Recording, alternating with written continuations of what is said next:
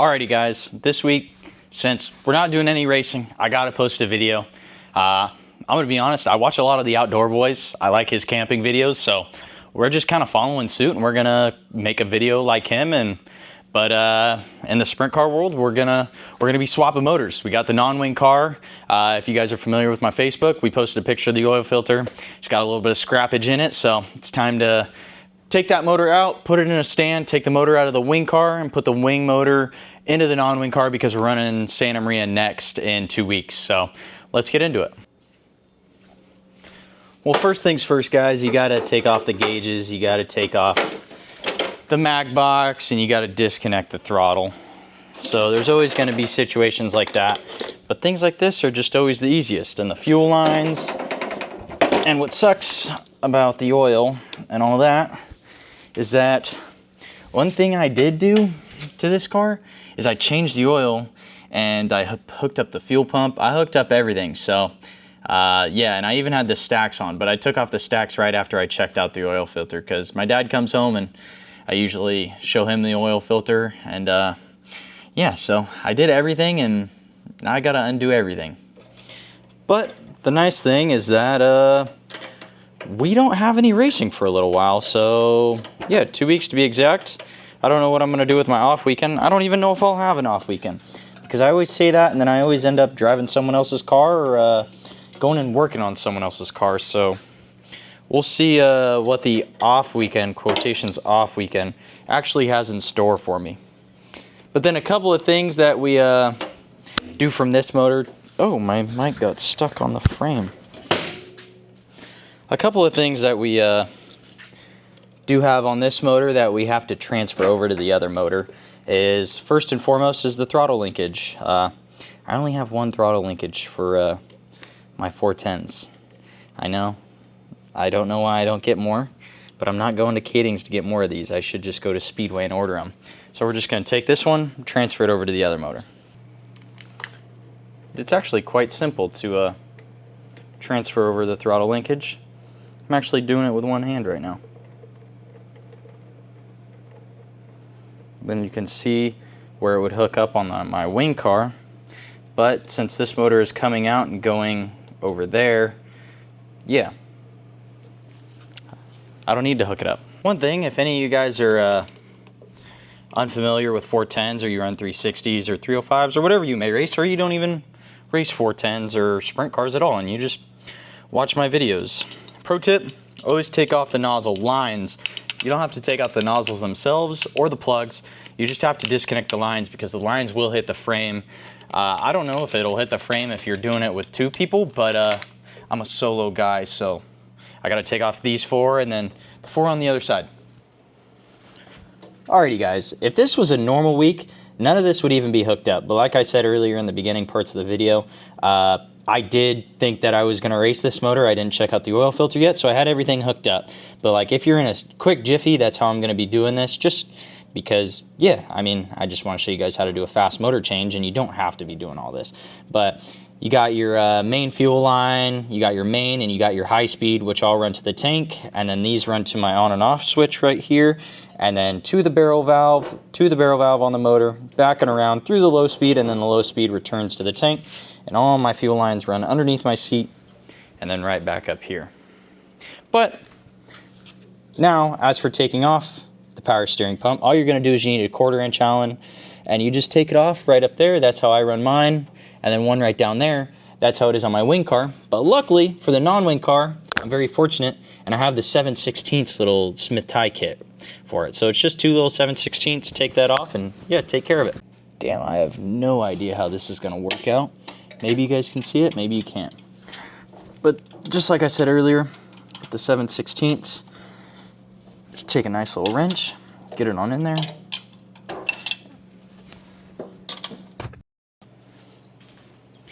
Just so you guys can see, the pump just pulls straight off, and luckily my lines are, I have a good buddy, Justin Sanders, who makes all my lines, and he makes them absolutely perfect.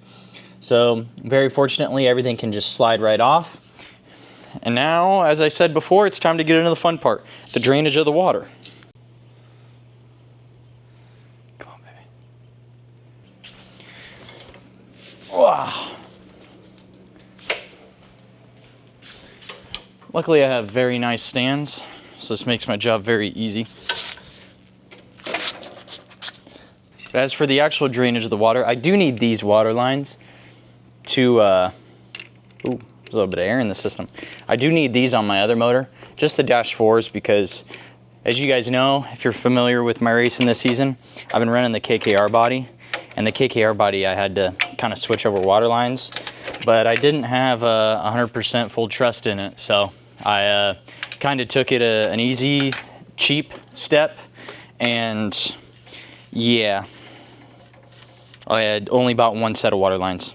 So if I were to blow up a 410, I do have to swap over all my water lines. I do have extra fuel lines though, and the quick disconnects, which makes it really fast and easy. As you guys saw me take them off, like, I'll even do it right here since you guys can see it perfectly. This is literally all I have to do. And then I already have the Zeus's for my box and my gauges, so I mean, that's pretty simple. You know what we gotta do is the main water line. Loosen up that hose clamp. It is a 5/16 nut drive, but I chose a flathead instead, like a silly boy. Hit it with a little wobble. Damn! You guys got like in the splash zone. Well, you got the water draining. I do run the tray style of radiator mount, which I don't know how I feel about it. Shout out Stephen Kent. I need to switch over to the T-Forks. Their radiator is actually really cool, but, or not radiator, but the radiator mount style is really cool. If you guys haven't seen it, check out a KPC. They, it's like if you guys do have the style that I have, where the top Zeus is, it's kind of like a nut pretty much, and they have like titanium clamps that just go in to those nuts that they have placed right there, and it holds your radiator just in place. And then if you run a steel, like a guard on the front that goes under the radiator, you just weld like a little tray pretty much for whatever size your radiator is, and that's just its home, and it never moves. You're not beating up the aluminum tray all the time, because I break the shit out of this all the time, as you guys will see. You know, like, it's not cracked on this side that bad. Oh, there it is. Like, man, come on.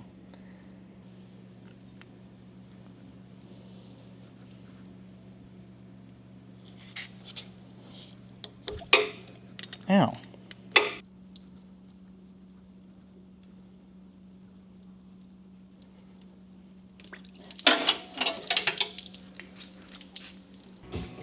All right, I'm gonna be honest, guys, I could do the no music. I don't give a shit if this video doesn't get monetized. It doesn't matter to me. But let's flip it around. Now we took off all the caps over all the exhaust, the radiator's out, all the water lines are off, fuel lines are still on, all the dumb silly stuff like the gauges are still on. So now all we gotta do is just roll her on over there underneath the hoist and disconnect all the motor mounts, and we're good.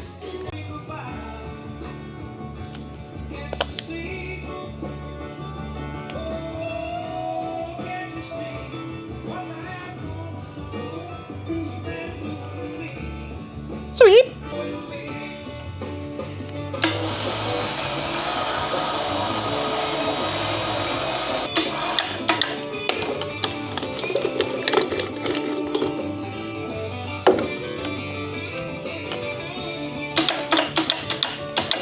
Alrighty. So now that we have the waters out, the gauge is disconnected, box is off, lines are disconnected, water lines are off, main water lines off, pumps off. Now that we got all that done, it's time to come out. So we got it hooked up to the hoist. All I got to do is bust out these two 7/16 bolts in the nose and take out the 4 that I have in the back, and she's ready to be pulled out. Shit. What do you want, dude? I'm filming a video right now. You're filming right now? I'm filming right now. Like it's rolling right now. It's rolling right now.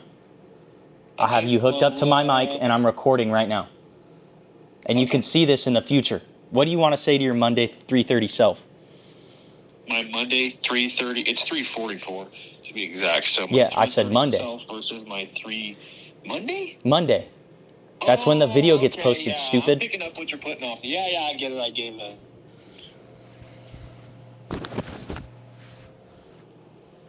You're done. We lost service. You're gonna get your ass whooped in iRacing. This is the part in the video where I get off of a phone call and I forget where I put all my shit, and now I gotta find it.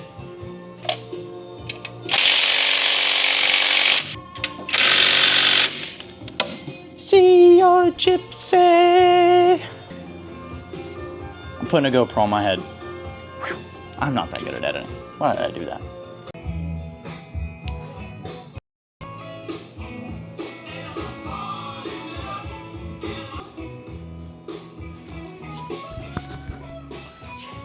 Alrighty. So now we got the rear ones disconnected. Give it a little bit more tension. Now it's time to be serious. Front ones are kind of the only mounts that hold it in. So what we're gonna do is just kind of look at it and then do a little bit of guessing. But this car is also very bent, so it's not my favorite thing to change a motor in. It's really hard to catch it.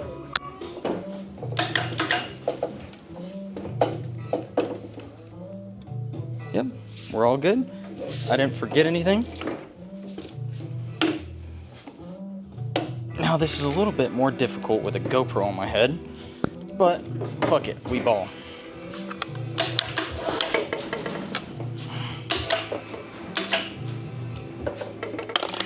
Then we kind of position the car to wherever it exactly needs to be. Tip this shit up.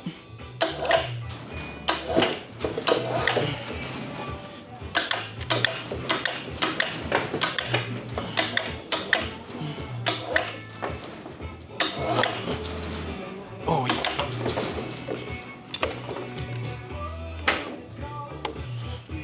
That's what we need. The ass end to come this way. Not that much.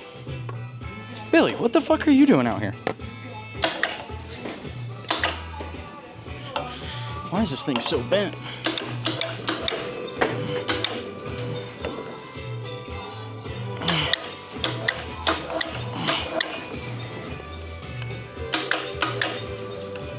All right, I think we're good.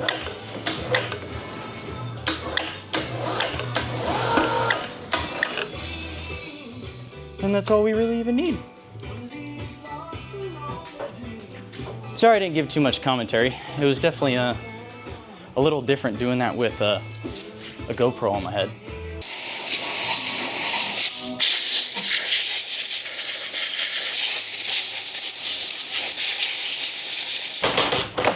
But as just for chilling, that's perfect. Don't recommend this at all. If you got like an AME shop or something that I saw on Teamez TV, don't ever do that. That makes a mess. I guarantee you guys can see that. But if you're a mom and pop team and you work out of a 3-car garage, which I'm very fortunate to, it's finally all sprint car stuff, which is sick. But yeah, if you work out of your garage and it's not the cleanest, and you know you'll just clean that up and sweep it out of here when the time comes, do it every time. That's easy and that's quick and it's clean.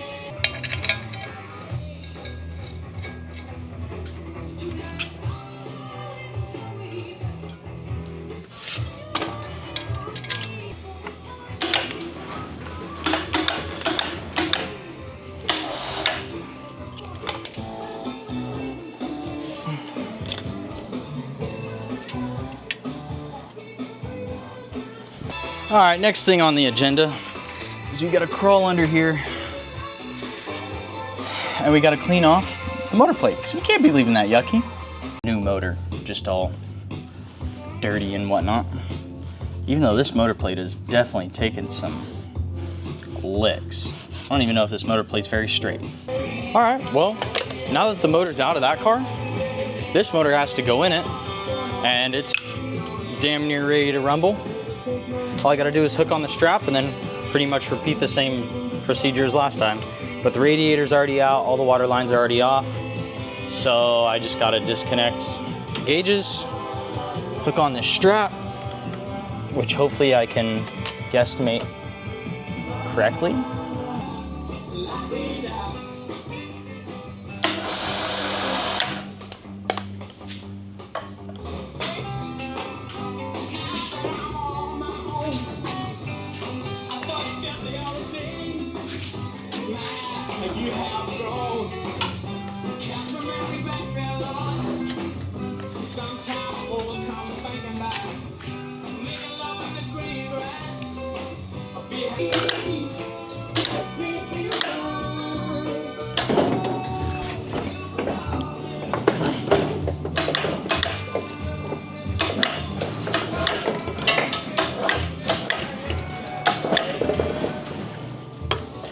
push the frame back a little bit.